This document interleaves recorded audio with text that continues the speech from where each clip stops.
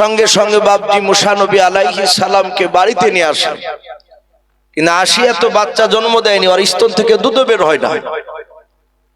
আসিয়া বলল, ওগো স্বামী, ওগো বাদশাহ নামদার, বাচ্চা সেই দুপুরের সময় নিয়ে এসেছি, প্রায় বিকাল হয়ে গেল, এই বাচ্চা কান্না করছে, কে দুধ পান করাতে হবে। ফেরাউন বলে, তাই তো, হামানকে বলো দাইমা ডেকে নিয়ে এসো। হামান প্রচার করলো, দাইমা আসবে, মুসাকে যে দুধ পান করাবে তাকে মোটা অঙ্কের টাকা দেয়া হবে। 1 2 3 4 করে করে বাবা মুসা নবী বাবা কোন মেয়ার স্তন মুখটা লেগে দুধ পান করে নাও, শুধু কান্না করে।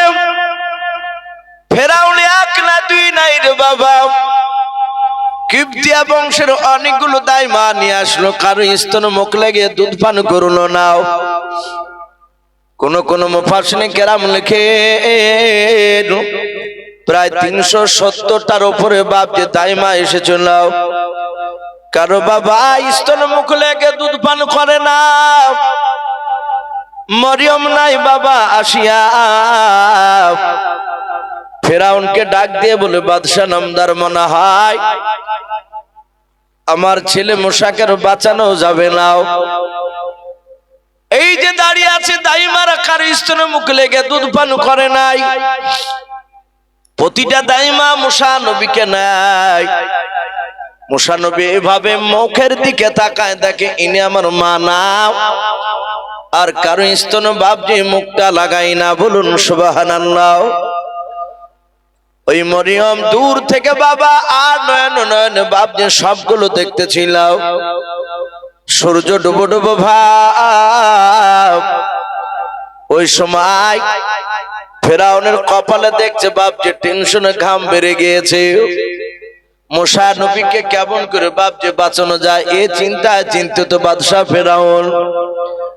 মরিয়ম ডাক দিয়া বলে, বাদশাহ নামদার, আমি অনেকক্ষণ ধরে দেখলাম আপনার এলাকায় একটাও দাইমারা তারা বাচ্চা ছেলে মুসাকে দুধ পান করাতে পারলো না, বলে নাও। ওগো বাদশাহ নামদার, আমার একটা জানা মতে দাইমা রয়েছে, আমি অনেক দাইমাকে দেখেছি দুধ পান না করাতে পারলে ওই দাইমাটা বাচ্চা কোলে নিলে দুধ পান করে নেয়, কান্না বন্ধ করে দেয়। খুব ভালো দাইমাটাও, যদি কিছু মনে না করেন হুকুম দিলাম আমি দাইমাটাকে নিয়ে আসবো। বলে, তুমি নাম করো, আমি এখনই সৈন্য পাঠাবো। বলে, সৈন্য পাঠানো যাবে না, কারণ মরিয়ম জানে সৈন্য নিয়ে গেলে মাকে সব ঘটনা বলা যাবে না। ফেরাউন বলল, কি করতে হবে? বলে, আপনি দাঁড়ান, আমি ডেকে নিয়ে আসবো। বলে, তাড়াতাড়ি যাও। হযরত মরিয়ম মুসা নবীর বোন বাপজি দৌড়ে বাড়ি যেতে লাগল। মুসা নবীর মা নীল দরিয়াতে মুসা নবীর বাক্সখানা ভেসে দিয়াও বারবার দরজার গুড়িতে বাপজি রাস্তার দিকে দাঁড়িয়ে তাকায়। দরজা থেকে তাকায়, আমার পেটে মরিয়ম কেন আসে নাই, খবর নিয়ে আসে নাও। দেখে বাবা সূর্য ডুবো ডুবো অবস্থা, লালি দেখা দিয়েছে। ওই সময় মরিয়ম দৌড়ে গিয়ে বলেন, মা। হযরত মরিয়মের মা ডাক দিয়ে বলে, বেটি বলো আমার মুসা কোথায়? বলে, মা আমার মুসা ভাই ফেরাউনের বাড়িতে। যাতে ফেরাউনের বাড়িতে বলেছে মুসা নবীর মা হাওমা করে চিৎকার করে কেঁদে মরিয়মকে জড়িয়ে ধরে বলে, ওরে মা, তাহলে আমার ছেলে মুসাকে কি হত্যা করে দিয়েছে? বলে, না মা, হত্যা করে নাই। সব ঘটনা বাপজি নদীর ঘটনা বাপজি শোনালো। দাইমার কথাগুলো বাপজি শুনিয়ে দিয়ে বলল, গো মা, আমি তোমাকে দাইমা বলেছি, পরিচয় দিয়েছি। আমি যে তোমার কলিজার টুকরা পিটি, এটা যেন টের না পায়, জানতে না পারে। আমার ভাই মুসা তোমার কলিজার টুকরা সন্তান, এটা যেন বুঝতে না পারে। ওগো মা, তোমাকে দাইমা অভিনয় করে যেতে হবে। বলে, রাজি আছে। বলে, বিটি মরিয়ম ছেলেকে বাঁচানোর জন্য আমি সব অভিনয় করতে পারি রে মা, তুমি চিন্তা করো না, তুমি চলাও। হযরত মুসা নবীর মা বাপজি দৌড়ে চলে যায়, মরিয়ম আগে দৌড়ায়, মুসা নবী তার বাপজি মা পেছন পেছন দৌড়ায়। ফেরাউন দাঁড়িয়ে আছে, মেয়েটা দাইমা নিয়ে আসবো বললাম। মুসা নবী আসে আর কোলে আছে, কান্না বন্ধ করো নাই, শুধু কান্না করে রে বাবা। মুসা নবী মনে মনে চিন্তা করে আমার মা কেন আসে নাই। দরজার গুড়িতে এসে যাহাতে দাঁড়িয়েছে, মরিয়ম ডাক দিয়ে বলে বাদশাহ, ওই দেখেন আপনার দরবারে দাঁড়িয়ে আছে ওই নতুন দাইমা। ওই দাইমার কাছে যত বুড়ি বাচ্চা যাক না কেন, বাচ্চা কান্না বন্ধ করে দেয়। মুসা নবীর মাকে লক্ষ্য করে ফেরাউন ডাক দিয়ে বলল, গো বোন তুমি দাইমা? বলে হ্যাঁ। কই আপনার কলিজার টুকরা সন্তান হযরত বাপজি মুসা নবীর মা ফেরাউনের দরজায় দাঁড়িয়ে ডাক দিয়ে বলেছে, কই আপনার সন্তান? যাহাতে সন্তান বলে ডাক দিয়েছে। মুসা নবীর মার গলার আওয়াজটা বাবা আসিয়া কোলে করে মুসা নবীকে বসেছিল, আর ওই সময় কান্নার আওয়াজ মুসা নবীর কানে গিয়েছে, তার মার গলার আওয়াজ আসিয়া বলেন, সঙ্গে সঙ্গে বাবা মুসা নবীর মাকে না দেখার আগে আওয়াজ আসার সাথে কান্না বন্ধ করে দিল। বলুন সুবহানাল্লাহ। আল্লাহর রাসূল মুসা নবী পয়গম্বর আসিয়ার কোলে আছে, ডাক দিয়ে ফেরাউন বলল, আসিয়া বের করে নিয়ে এসো ছেলে আমার। মুসা নবীর মা দেখছেন কলিজার টুকরা ছেলে দেখে বাবা দিলটা যেন একটু মোছাড় দিয়েছে, কিন্তু বাবা চোখের পানি আপনার ধরতে দিলেন না, জানতে দিলেন না। হযরত মুসা নবীর মা হাত বাড়িয়ে আসিয়ার কাছ থেকে বাপজি মুসা নবীকে নিয়ে কোলে নিয়েছেন, স্তনের দিকে মুখটা নিয়ে গিয়েছে। মুসা একবারও বাপজি কান্না করে নাই, পেট ভরে বাপজি দুধ পান করলো। দুধ পান করার পর মুসা নবীর মা মুসা নবীকে আসিয়ার কোলে দিয়ে দিল, বলে বোন তোমার ছেলে তুমি নিয়ে নাও। মুসা নবীর মা ডাক দিয়ে বলে, বাদশাহ আমার আর থাকা যাবে না। বলে কেন? বলে আমার বাড়িতে ছাগল রয়েছে, কয়েকটা গরু আছে, আমার স্বামী আছে, আর ওই যে দাইমা আমা বলে ডেকে নিয়ে এসেছে ওই মেয়েটার নাম মরিয়ম। বলে হ্যাঁ, ও আমার বাড়িতে থাকে, আমি তাকে বেটি বলে ভালোবাসি। বাবা ধরা দিল না, একটু অভিনয় করে কায়দা করে একটু মিথ্যা কথা বললাম। মুসা নবী আলাইহিস সালামের মা ডাক দিয়ে বলো, ওটা আমার বাড়িতে থাকে, আমার বেটি, বেটির মতো ভালোবাসি। বাবা হিকমতের সহিত কথা বললাম। ফেরাউন বলল, তুমি চলে গেলে রাত্রির বেলা আবার কান্না করলে কে কান্না বন্ধ করবে? বলে আমি তো জানি না, যেহেতু বাদশা আপনার বাড়িতে আমি তো থাকতে পারবো না, কারণ আমার সংসার রয়েছে, আমার স্বামী রয়েছে। ফেরাউন বলল, ওরে বাদী, ও আমার প্রজারা শোনে নাও, চিন্তা করো নাও, তোমাকে আমার বাড়ি থেকে যেতে দিব না। তোমার বাড়ি গরু ছাগল যা আছে, তোমার বাড়িতে যটা মানুষ আছে, আমি সবাইকে আমার সৈন্য দিয়ে ডেকে নিয়ে এসে তোমরা আমার রাজ দরবারে থাকবা, আর রাজকীয় খাবার খাবা, কোনো চিন্তা নাই। যতদিন আমার ছেলে দুধ পান না ছাড়বে, দুধ যতদিন পান করবে, ততদিন তুমি আমার রাজ দরবার থেকে যেতে পারবা না। বলুন সুবহানাল্লাহ। ফেরাউন ও বুঝতে পারলো না যে এ বাচ্চারই মাথা।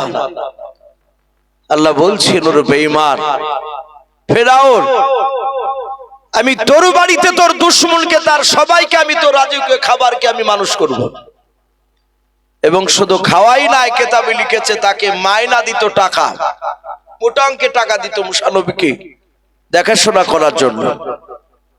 বাপজি 3 দিন হয়েছে দুধ পান করা। আসিয়া বুঝতে পেরেছে বাচ্চা ওরই বাচ্চা। আসিয়া দেখলো তার স্বামী ফেরাউন বাড়িতে নেই, রাজদরবারে গিয়েছে। সাইডে ঘরে ডেকে নিয়ে গিয়ে দরজা বন্ধ করে জানালা বন্ধ করে বলল, বোন তোমার নাম কি? মুসা নবীর মা বললেন, আমার নাম ইউখাবিদ। কি নাম বললাম? ইউখাবিদ। মুসা নবীর আব্বার নাম ছিল ইমরান।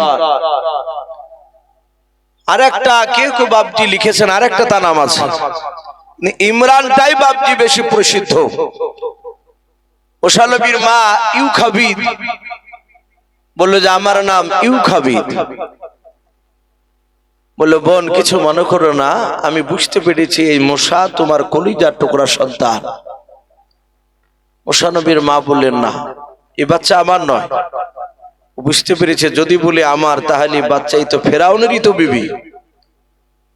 এই আসিয়ার যে ঈমান আলাদা, ফেরাউনের সাথে মত না, এটা কিন্তু মূসা নবীর মা জানতেন না। ও ভাবছে ওরই তো বিবি, হয়তো বলে দিতে পারে। বলে, না, এটা আমার বাচ্চা নয়। আসিয়া হাতখানা ধরে বলল, বোন, তোমার ছেলে যখন বাক্স থেকে আমি ডালা তুলে দেখেছিলাম, সেদিনই বুঝতে পেরেছি এই ছেলেটা আমার স্বামীকে ধ্বংস করবে। শুনে নাও, তুমি বলো, তুমি আর আমি আর আল্লাহ ছাড়া কেউ জানতে পারবে না। আমি আমার স্বামীকে নিয়ে সংসার করি, এটা সত্য, কিন্তু আমার স্বামীর সব কথাকে আমি মানি না। আমি একমাত্র আল্লাহকে মানি। বলুন সুবহানাল্লাহ। মূসা নবীর মা হাতখানা ধরে বলল, কথা বুঝতে পেরেছো, এটা আমারই বাচ্চা। আমি তোমার স্বামীর ভয়ে নীল দরিয়াতে আমি বাক্সতে ভরে ছেড়ে দিয়েছি। বলে, বোন চিন্তা না, আমি বলবো না। আমরা দুই বলে তোমার ছেলেকে খুব যত্ন করে মানুষ করব। দামি দামি বাবজি পোশাক, খাবার, টাকা তো অভাব নাই, খাওয়ায়। মূসা আলাইহিস সালাম বেশ আস্তে আস্তে আস্তে বাবজি বড় হতে লাগলো। কিতাবে লিখেছে মূসা নবী তো কোন হামাগুড়ি দেওয়া বাচ্চা, হামাগুড়ি দেওয়া শিখেছে। সোজাভাবে বাবজি দাঁড়াতে পারতেন না, দাঁড়ালে পড়ে যেতে। মূসা আলাইহিস সালামকে প্রায় মাঝে মাঝে ফেরাউনের তার প্রজারা, রাজদরবারে যারা চাকরি করে, ফেরাউনের বংশের লোকেরা বলে, বাদশা নামদার, আপনার ছেলে মূসাকে নিয়ে এসে রাজদরবারে নিয়ে আসবেন, আমরা তাকে নিয়ে আনন্দ করব। ফেরাউন বলে, আমি একদিন নিয়ে আসবো, আমি ঠিক টাইমে নিয়ে আসবো, চিন্তা নাই। সম্মানিত ভাইরা, আমার বাবাজি বোনেরা, ফেরাউন রাজ দরবারে হঠাৎ করে তার বড় মনের আশা, তামান্না, পার্সোনাল ঘরে হামানকে ডেকে নিয়ে গেল। ডেকে নিয়ে যে বলছে হামানকে, যে হামান, তুমি আমার ছোটকালকার বন্ধু? বলে, হ্যাঁ। বলে, আমি যা বলেছি তাই তুমি আমার সহযোগিতা করেছো আমার হয়ে? বলে, হ্যাঁ করেছি, আমি আগামী তো করবো। ফেরাউনকে হামান বলছে, ও জানে যে আর বিরুদ্ধে গেলে বেকায়দা আছে, মেরে ফেলবে, যেহেতু খরখামা লোক, গায়ে শক্তি আছে, ওকে শক্তি তো পারা যাবে না, কিন্তু কায়দাতে কিন্তু হামান ওকে ঠিক জব্দ করে রাখে। বলে, আমি আপনাকে মানবো আগামী তো। আপনি কি ভাবছেন? বলে, আমার মন বলছে আমি একটু বাদশাহ তো আছি, আমি খোদা হতে চাই, আমি আল্লাহ হব। বল হামান, তুই আমাকে মানবি কিনা? আল্লাহ বলি। হামান দেখলো এর যা রোগ চড়ে গিয়েছে, এই জন্য না বলি, তাহলে এখানে হয়তো আমার গলা টিপে ধরবে। বলে, হ্যাঁ হ্যাঁ আমি মানবো তো তোমাকে, আল্লাহ বলে, অসুবিধা নাই। বলে, প্রজারা মানবে না আমাকে? হামান বলল, তা বলতে পারবো না, কিন্তু আমার মনে হয় তোমার প্রজার সাথে একটু আলোচনা করা দরকার। তুমি একটু ক্ষুধা হব দাবি করবে, কথাটা আলোচনা করলে তুমি বুঝতে পারবা তোমার প্রজাদের মতিগতি কি। ফেরাউন বলল, তাহলে আগামীকাল লোক ডাকো। সকালবেলা লোক ডাকলো, হাজার হাজার লোক ফেরাউনে। মিশরবাসী সবাই বাপজি জমায়েত হয়েছে। ফেরাউন রাজ সিংহাসনে বসে বলল, ওগো আমার প্রজারা, আমি তোমাদের কাছে আমি আল্লাহ দাবি করতে চাই, বলো তোমরা আমাকে আল্লাহ বলে মানবে কিনা, খোদা বলে মানবে কিনা? ফেরাউনের দরবারে তার প্রজারাও দুটো দলে বাপজি ভাগ হয়ে গেল। একটা দল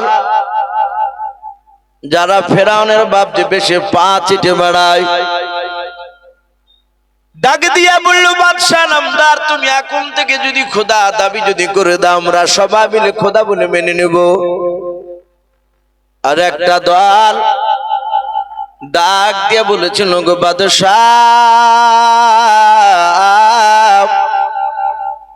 আমি তোমাকে খোদা বলে মানবো না, অতক্ষণ পর্যন্ত। বলো কতক্ষণ পর্যন্ত?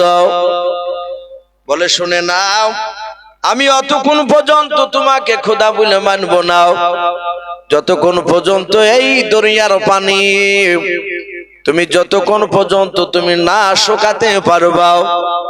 আমরা যদি বলি পানিটা শুকিয়ে দাও, তুমি হুকুম করবা নদীর পানি শুকিয়ে যাবে। আবার যদি বলি এই বাদশাহ তুমি নদীতে পানি নিয়ে এসে ভরপুর করে দাও, আর তুমি যদি হুকুম দাও পানি তুমি ভরপুর হয়ে যাও নদীতে, সেকেন্ডের মধ্যে যদি তুমি পানি নিয়ে এসে যদি ভরপুর করে দিতে পারো, ওগো বাদশাহ আমরা আগামীকাল দেখতে চাই। তারপরে পরশুদিনকে তোমাকে আমরা যৌথভাবে সবাই মিলে আল্লাহ বলে মানবো, এতে কোনো কারো সন্দেহ থাকবে না। বলে তাই নাকি? বলে হ্যাঁ। ফেরাউন মনে মনে চিন্তা করলো এ পানি আমাদের সম্ভব নয়, কিন্তু আমি এটা ধরা দিব না, আমি দুর্বল হব না। ফেরাউন বলল শুনে নাও প্রজারা, আগামীকাল সকাল 10টার সময় আমি তোমাদেরকে নদীর পানিটা শুকিয়ে দেখে দেব আর পানি নিয়ে এসে ভরে দেব, কিন্তু আজকে আমাকে সময় দাও, আগামীকাল সকাল 10টার সময়। বলে হ্যাঁ। ফেরাউন বলল শোনো না, আমি নদীর পানি যদি আমি শুকিয়ে দিতে পারি, আবার তোমরা বলবা নদীর পানি আনিয়ে দাও, আমি যদি আনিয়ে দিতে পারি রে বন্ধুরা, যদি পানি আনিয়ে দিই যারা এটা দেখতে চাইলে তাদেরকে শুনে নাও, আমি এক এক করে তাদের সবাইকে হত্যা করে দিব, জবাই করে দিব। আবার ভয় ধরে দিল, সবাই বলে অসুবিধা নাই চলে যান আপনি। ফেরাউন প্রজাদেরকে ডাক দিয়ে বলে বন্ধুরা, আজকে মাগরিবের পর সন্ধ্যার পর থেকে সূর্য ডুবে গেলেও আমার মিশরের একটাও মানুষ প্রজারা বেটা ছিল এবং মেয়ে ছিল, তারা যেন বাড়ি থেকে যেন কেউ যেন না বেরোয়। যারা বাড়ি থেকে মাগরিবের পর বেরোবে সূর্য ডোবার পর, সূর্য ওঠা পর্যন্ত যে বেরোবে শুনে নাও, আমার কিবতিয়ার লোকেদেরকে দিয়ে তাদেরকে দিয়ে আমি আগামীকালকে হত্যা করব, জবাই করে দেব। সবাই ভাই হয়ে গেল, সবাই আপন আপন বাড়ি চলে গেল। বাবা কাজ টাজ সেরে নিয়ে তারা সূর্য ডোবার আগে বাড়ি চলে আসলো। প্রজারা সবাই বাড়িতে চলে গেল, তারা দরজা বন্ধ করে দিল। বলে আগামীকাল সূর্য ওঠার আগ পর্যন্ত বেরোনো যাবে না, বেরোলেই জবাই করে দিবে আমাদেরকে বাদশাহ। ফেরাউন রাত 8টার সময় হামানকে ডাক দিয়ে বলল, হামান একটু দেখো দিনি আমার বাড়ির আশপাশে চারিদিকে লক্ষ্য করে দেখো, মিশরের লোকেরা আমার প্রজারা কেউ বাড়ির বাইরে বেরিয়ে আছে কিনা। হামান বেশ কিছু এদিক ওদিক ঘোরাঘুরি করে বলল, বাদশাহ কেউ নাই, কেউ বেরোতে পারে আপনার ভয়ে? সবাই সবাই দরজা বন্ধ করে বাড়িতে আছে। ফেরাউন বলে, হামান তুই এবার বাড়িতে ঢোক। বলে কেন? বলে আপনার সাথে যেতে পাবো না। বলে না, আমি বাদশাহ বলছি তুই ঢোক। হামান ঢুকলো, বাহির থেকে শিকড় লাগিয়ে দিল। বলে তুইও সূর্য ওঠার আগ পর্যন্ত বেরোতে পারবি না। বলে ঠিক আছে, আমি তাই বের হব না। বাড়িতে বাপজি বাহির থেকে তালা মেরে দিলে কোন কোন রাবি লিখেছে হামানের বাড়ি। বলে আমি কাল সকালবেলা এসে তো তালা খুলে দিব। ফেরাউন দেখলো বেশ অন্ধকার, ঘুটঘুটে অন্ধকার নেমে গিয়েছে। আসিয়া ডাক দিয়ে বলো, গো প্রাণের স্বামী, তুমি কেন বিছানায় ঘুমাও না, শোও নাই? কারণ ওই পানি যখন বাপজি বলেছে নদীর পানি শুকিয়ে দিতে হবে, আবার এনে দিতে হবে, তখন থেকে বাদশার বাপজি ঘুম নাই, মনটা ভালো করে নাই। কারণ ক্ষমতা তো বাপজি ফেরাউনের নাই, এটা ফেরাউন ভালো জানে। আসিয়াকে বলে, আসিয়া তুমি ঘুমিয়ে যাও তোমার ঘরে, আমি আজ তোমার কাছে ঘুমাবো না, আমি পাশের ঘরে শুয়ে থাকবো। আসিয়া বাড়ির বাইরেও তুমি বেরোবে না, কারণ আমি আজকে বাড়িতে থাকবো না, বাড়ির বাইরে যাব। আসিয়া আর কিছু বললো না, ঘরে শুয়ে পড়ল। ফেরাউন গভীর রাত্রিবেলায় ঘর থেকে বেরিয়ে বাপজি সোজা নীল দরিয়ার দিকে বাপজি চলে গেল। দিনের বেলা ফেরাউন একটা গর্ত গুহা দেখে এসেছিল, রাত্রের বেলা সেই গুহার দিকে নিশানা করে বাবা ফেরাউন চলে গেল। গুহাতে বাপজি নেমে গেল। গুহার বাইরে চারিদিকে তাকে দেখলে একটা মানুষ দাঁড়িয়ে নাই, কেউ নাই এখানে। ওই অন্ধকার রাত্রি গুহার ভিতরে ফেরাউন রে বাবা একেবারে সিজদায় পড়ে আল্লাহর কাছে চিৎকার করে কেঁদে কেঁদে বলেছিল, ওগো আল্লাহ, আমি জানি তুমি আলা কুল্লি শাইইন কাদির, বলুন সুবহানাল্লাহ। ফেরাউন সিজদায় পড়ে কাঁদেন, বলেন আল্লাহ, আমি ভালো জানি তুমি একমাত্র আল্লাহ, তুমি ছাড়া কেউ বড় আল্লাহ নাই। ও আল্লাহ, আমার মনের বাসনা, মনের তামান্না, আমি মিশরে খোদা দাবি করতে চাই, আমাকে লোকে খোদা বলবে, আল্লাহ বলবে, আমি শান্তি পাবো। ওগো আল্লাহ, আমার মৃত্যুর পর তুমি কবর যা করবা, জাহান্নামে যা শাস্তি দিবা আমি মেনে নেব। ওগো মাওলা, আমি সেদিন তোমার বিরুদ্ধে কোনো কথা বলবো না, একটাই শর্ত, একটাই কথা, আল্লাহ তুমি দাও ওই নদীর পানি, তুমি আমার কিছুক্ষণের মধ্যে তুমি আমাকে তাবে বানিয়ে দাও, বলুন সুবহানাল্লাহ। ফেরাউন বাপজি সিজদায় পড়ে কাঁদেন। তাফসীরকার লিখেছিল ফেরাউন এত কাঁদা কেঁদেছিল বাবা, চোখের পানিতে বাপজি মাটি খানা বাপজি ভিজে ফেরাউনের কপালে কাদা লেগে গিয়েছিল। তার মানে 2-4 মিনিট ধরে বাপজি ফেরাউন কাঁদে নাই।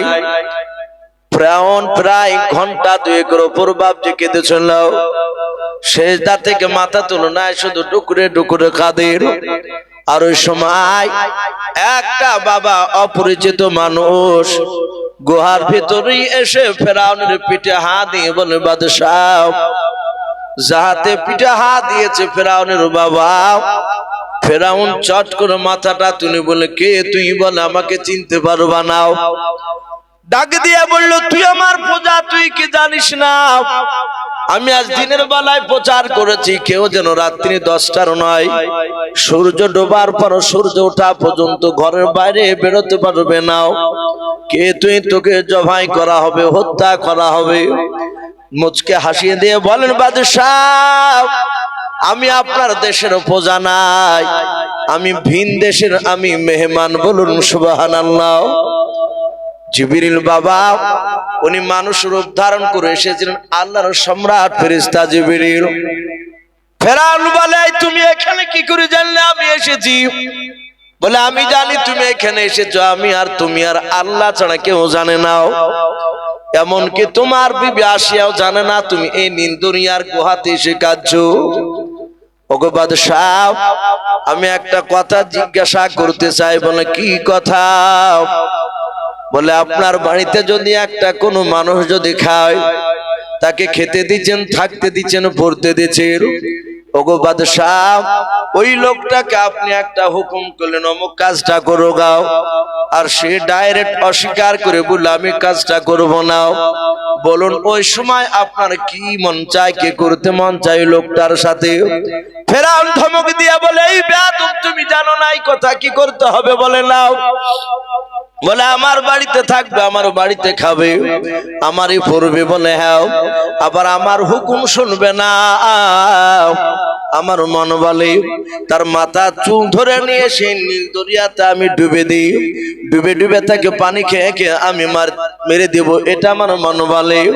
মুসা নবী নয়, সঙ্গে সঙ্গে জিবরিল বাবা একটা কলম আর খাতা দিয়ে বলল, রে ভাই বাদশাহ, তাড়াতাড়ি আপনি একটু সিগনেচার সই করে দেন। ফেরাউন তাড়াতাড়ি করে সই করে দিয়ে বলল, ভাই, এখানে যে আমি আল্লাহ দরবারে কান্না করেছে তা একটা প্রজাকে তুমি বলবা নাও। জিবরিল বলে, না বাদশাহ, আমি কাউকে বলবো না, আমি যে তোমার সাথে কথা বললাম এটা কেউ জানতে পারবে না, একমাত্র আল্লাহ, তুমি, আমি ছাড়া কেউ জানতে পারবে না। জিবরিল গুহা থেকে বেরিয়ে বাপ অদৃশ্য হয়ে গেলেন, জানতে পারলো না বেঈমান ফেরাউন। জিবরিল এসেছিলেন বাবা। হযরত বাবা জিবরিল অদৃশ্য হয়ে গেলেন। তারপরের দিন হামানকে নিয়ে রে বাবা সকাল 10টার সময় হাজার হাজার বাপজি পূজা হয়েছে বসেছে।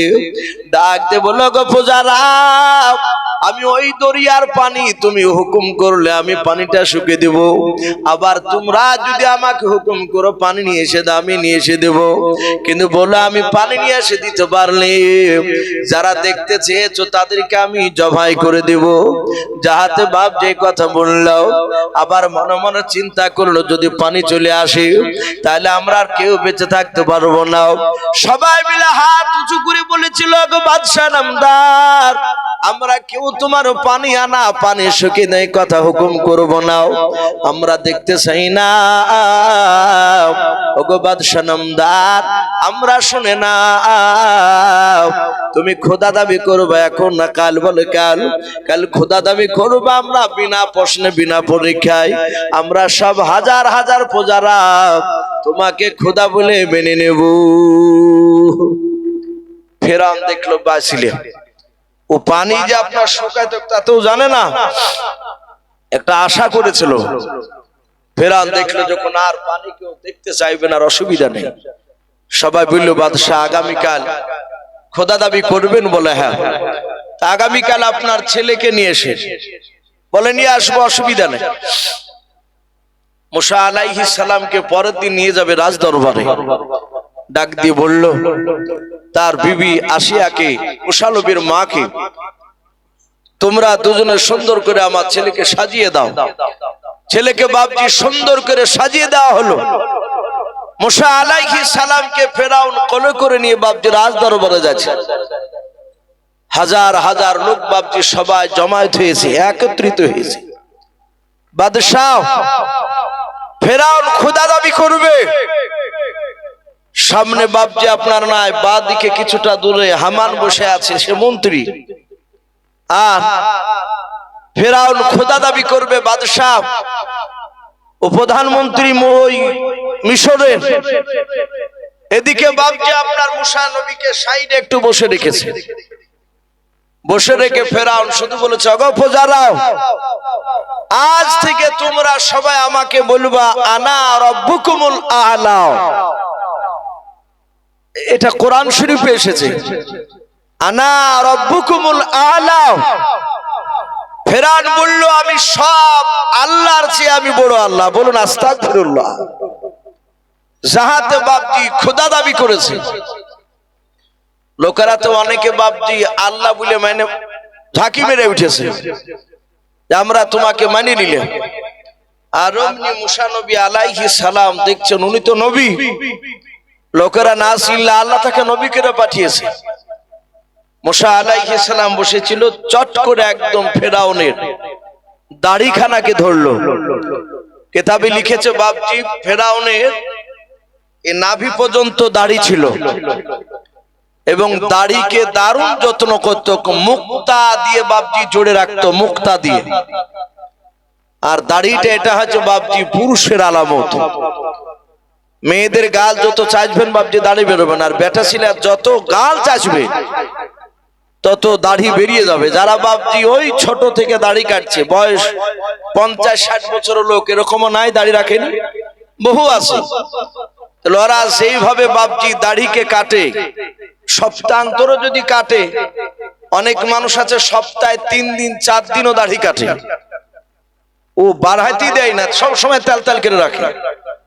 সপ্তাহান্তর যদি কাটে, এই যে এতটুকু পরিমাণ হয় আর কেটে দেয়।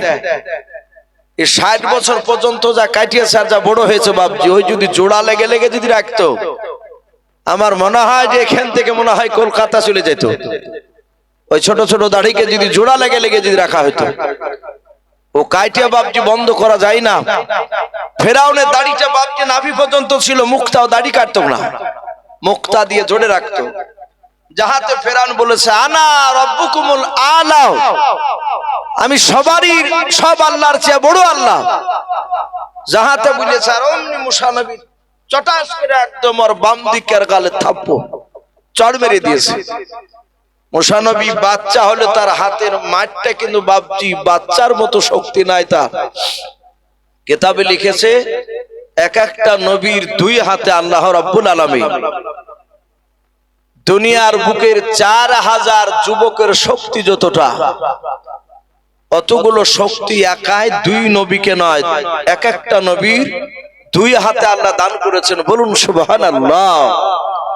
4000 যুবকের শক্তি নবীদের হাতে শক্তি রয়েছে একাই। চড় মেরেছে। তফসিরকারও লিখেছেন ফেরাউন উল্টে পড়ে গিয়ে অমনি উঠে দাঁড়াতে গিয়ে পকেটে ঘুরছে। ও ঘোরার পরে ও বলছে আমি চোখে দেখতে পাচ্ছি না, মনে হচ্ছে অন্ধকার ঝাপসা। হামান বলছে বাদশাহ পাগলামোর মতন বকছো কেন? এ তো তোমার বেটা একটু মশা একটু করে ঠেকালছে, আর তুমি বলছো যে গোটা অন্ধকার লাগছে দেখতে। সাথে হাতে বলছে হামান এই লোক কর, এ মার যদি তোকে মারতো তাহলে তুইও বুঝতে পারতি। মনে হচ্ছে 1 ঘন্টা ধরে যুবক আমাকে চড়ালছে, কারণ ওই যে 4000 যুবকের শক্তি চটাস করে লেগেছে ওর গালে। ফেরাউন বলে এক্ষুনি ধর আর এই মূসাকে জবাই কর। একবারে এইভাবে মাথা ধরে বাপজি বসে আছে, যেমন কাউরে দাঁতে পোকা লাগলে বাপ কিছুই ভালো লাগে না, বলে চাচা কি হেসে বলে মানে বুঝতে পারছে না, এমনই ব্যথা হয়। ও মাথা লড়াইলো মনে হচ্ছে বাপজি মগজ ধরে কে ছিঁড়ে ফেলছে। যার দাঁতে যন্ত্রণা হয় সে বাপজি জানে। এ বাপজি মাথাকে ভাবে চাপিয়ে ধরে ফেরাউন বলছে ওকে জবাই কর, ওকে জবাই না করলে আমি আর শান্তি পাবো না। এই জল্লাদেরকে ডাকিলি আয়। জল্লাদে তলোয়ার নিয়ে চলে আসতে লাগলো। দৌড়ে এসে মূসা নবীকে জবাই করতে যাবে। বলে বাদশাহ আপনি ছোট্ট বাচ্চা ছেলেকে কেন জবাই করার আপনি আদেশ দিলেন? বলে কথা বলতে পারি নাই, চরম যন্ত্রণা হচ্ছে, তুমি ওকে মেরে দাও। এক যুবক দৌড়ে গিয়ে বলে ওগো রানী আসিয়া। বলে কি হলো? বলে মা আপনার ছেলে মূসা মনে হয় আর বেঁচে থাকবে না। বলে কেন? বলে আপনার ছেলে মূসা ফেরাউনকে একটা চড় মেরেছে, আর ফেরাউন বলছে ওকে জবাই কর। জল্লাদেরা নিয়ে আসছে তলোয়ার তাকে মারার জন্য। আসিয়া আর মূসা নবীর মা ইউখাবি দুজনায়, তারা দুজনায় বাপজি দৌড়ে গিয়ে আসিয়া ফেরাউনের কাছ থেকে বাপজি জল্লাদের কাছ থেকে মূসা নবীকে কেড়ে নিল। ফেরাউনকে ডাক দিয়ে আসিয়া বলো গো বাদশাহ নামদার, আপনি আল্লাহ দাবি করলেন, মানুষেরা আপনাকে আল্লাহ বলে মানবে না। এই যা শুরু করেছেন, বলে কে শুরু করেছি? বলে আল্লাহ দাবি করলেন আপনি বড় ক্ষমতাবান, আর সামান্য বাচ্চা ছেলের চড় সহ্য করতে পারেন না। ওইভাবে মাথাকে চাপিয়ে ধরে বলছে আসিয়াও এ মার বাচ্চার মান নয়, এ বাদশা বলা হচ্ছে 1 ঘন্টা ধরে 50টা লোক আমাকে চড়াচ্ছে, এত যন্ত্রণা করছে। বলে বুঝলাই বুঝিল, আমি ওই প্রথমেই বলেছিলাম একে মেরে দাও, তুমি মারতে দাওনি। আসিয়া বললো যে দেখো এই বাচ্চা ছেলে কিছু বুঝে না, এই অবশ এই বাচ্চা ছেলেটা আগুনও বুঝে না, মিষ্টি জিনিসও বুঝে না। বলে কি বলতে চাও? বলে আপনি পরীক্ষা করেন, আগুন আর মিষ্টি দুই দিকে রাখে, ছেলেকে ছেড়ে দেন, যদি আগুনটা তুলে নেয় তাহলে আপনাকে জানতে হবে যে আপনাকে অবুঝ অবস্থা মেরেছে, আর যদি ও আগুন বাদ দিয়ে মিষ্টি তুলে নেয় তাহলে জানবো যে আপনাকে ইচ্ছাকৃত মেরেছে। আপনি জল্লাদকে জবাই করবে, আমি আর কিচ্ছু বলবো না। বলে তাই? বলে হ্যাঁ। ফেরাউন বলে আগুন লিয়ে আয় আর মিষ্টি লিয়ে আয়। ওখানকার মিঠাই জাতীয় জিনিস, মিষ্টি জাতীয় জিনিস নিয়ে আসলো, আগুনের কুণ্ড দলা নিয়ে আসলো, দুই দিকে রাখলো পাশাপাশি। হাজার হাজার লোক বাপজি ফেরাউনের আল্লাহ দাবি করতে দেখতে এসেছে। আসি বাপজি এই যে চক্র আপনার গন্ডগোল শুরু হয়েছে, তার ছেলেকে মারবে, আগুন পরীক্ষা নিচ্ছে মূসার। মূসা নবীকে বাপজি দূরে একটু ছেড়ে দিয়েছে, 10 হাত দূরে। বলে ওই দুটো জিনিসের মধ্যে যেটা ভালো লাগবে সেটা নাও তুমি। মূসা নবী তার পাগলা না, ও তো জানে যে মিষ্টি আমি আগুন দুটোই চিনি। মূসা নবীকে ছেড়ে দিয়েছেন, মূসা নবী চলে যাচ্ছেন। ফেরাউন বলে, জল্লাদ তুমি মিষ্টির পাশে দাঁড়িয়ে থাকো, মিষ্টি ধরে মুখে তুলে অমনি খেচা কেড়ে মারবা তলোয়ার, আর কথা বলতে দেব না। আসিয়াকে জাহাত বাপজি মিষ্টির দিকে বাপজি হাত নিয়ে যাচ্ছে। মুসা নবীর মা আর আসিয়া এরা দুজনায় আল্লাহর কাছে মনে মনে কাঁদেন আর বলেন, আল্লাহ এটা আমি ভালো জানি, ওগো মাওলা আমার ছেলে মুসা তুমি তার দ্বারাই ফেরাউনকে তুমি ধ্বংস করবাও। মওলারে বড় পরীক্ষায় ফেলে দিয়েছে আমার ছেলে মুসাকে, তুমি বাঁচিয়ে নাও। আমার ছেলে মিষ্টির দিকে হাতটা নিয়ে যাচ্ছে, মুসা নবী হাতটা নিয়ে যাচ্ছে। আমার আল্লাহ বলে, জিবরিল আমার মুসা মিষ্টি ধরতে যাচ্ছে, মিষ্টিটা ধরা বানাও। তার হাতটা ধরে নিয়ে গিয়েও আগুনটা তুলে মুসা নবীর মুখে ভরিয়ে দাও। যাহাতে বাপটি মিষ্টি খানা ধরতে যাবে আর ধরতে দিল না। মানুষেরা কেউ জিবরিলের হাত ধরতে বুঝতে পারলো না। হাতটা ধরে নিয়ে মিষ্টি নাই বাবা আগুন তুলে মুসা নবীর মুখে ভরে দিলেন। হযরতে আসিয়া দৌড়ে গিয়ে মুসা নবীর মুখ থেকে আগুনের দলাটা বের করে নিলেন, বুকে তুলে নিলেন। মুসা নবী পয়গম্বর আলাইহিস সালামের মা পালিত মা আসিয়া ডাক দিয়ে বলে, বাদশাহ দেখলেন এই বাচ্চা ছেলে অবুঝ না এলে মিষ্টি খাবার থেকে কেন আগুন তুলতে যাবে? এই যে আগুনটা তুলেছিল এই কারণে কেতাবে লিখেছে তার জীবের আগাটা বাপ জীব আল্লাহ পুড়ে দিয়েছিলেন, পুড়ে গিয়েছিল। আল্লাহ না পোড়ালে তার পুড়তো না। মুসা আলাইহিস সালাম সেদিন থেকে বাপজি তুতলা হয়ে গেল। 10টা যদি কথা বলে অন্য লোকেরা 8টাই বুঝতে পারে না, 2টে বুঝতে পারে, কিন্তু মুসা নবীর মা তার ভাই সব কথা বুঝতে পারে। ওই রাজ দরবারি থাকে, তার বড় ভাই হারুনও থাকে, বোনও থাকে। মুসা আলাইহিস সালাম থাকে, কিন্তু ফেরাউনের যন্ত্রণা মাথার বাপজি তাফসীর মারিফুল কোরআনে লিখেছে 12 বছর ছিল, 12 বছর ধরে ছিল বেঈমান ফেরাউনের মাথার ব্যথা। আপনারা সকলেই জানেন নমরুদের মাথার ভিতর একটা মশা ভরা ছিল, শুনেছেন আপনারা?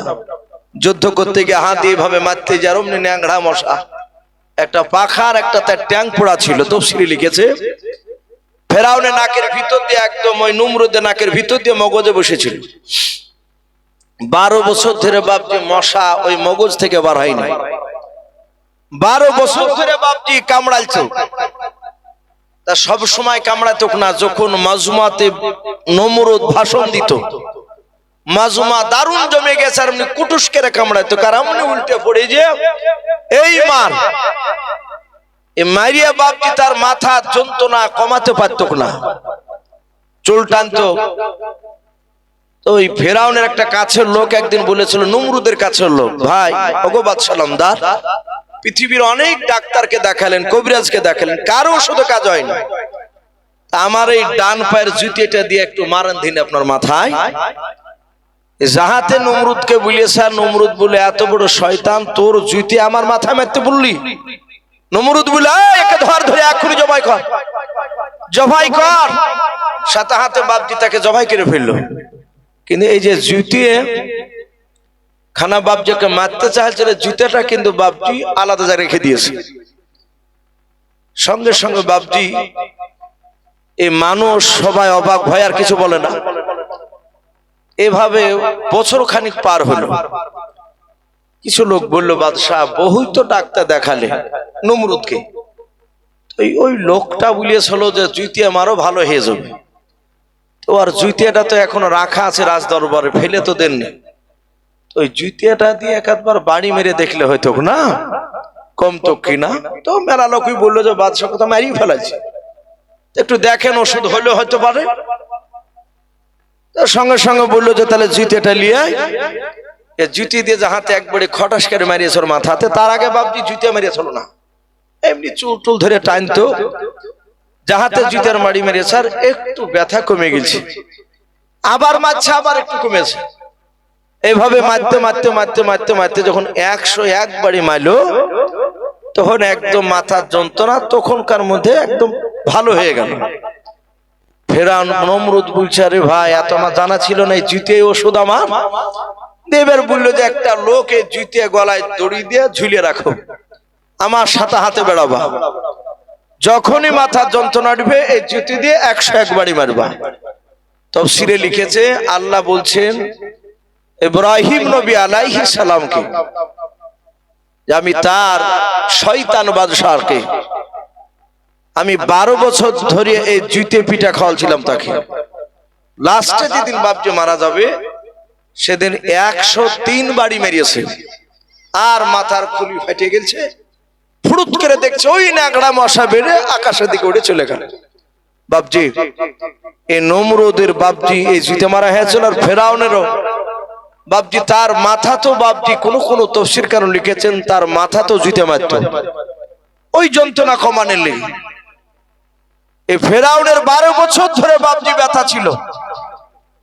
তো ফেরাউন মুসা নবীকে আর কিছু বললো না, ব্যথা বলে আবার মেনে নিল, কিন্তু একটা রাগ আছে ওর ভিতরে, কারণ এই যন্ত্রণা তো কমে না। মুসা নবীকে দেখলেও রাগ হয়ে যায়, কিন্তু বেটা বলে বাপজি এমনি মানে ওপর খাতে পড়তে সবকিছুই দেয়, আর সিংহাসনে বাপজি নিয়েও যায় না।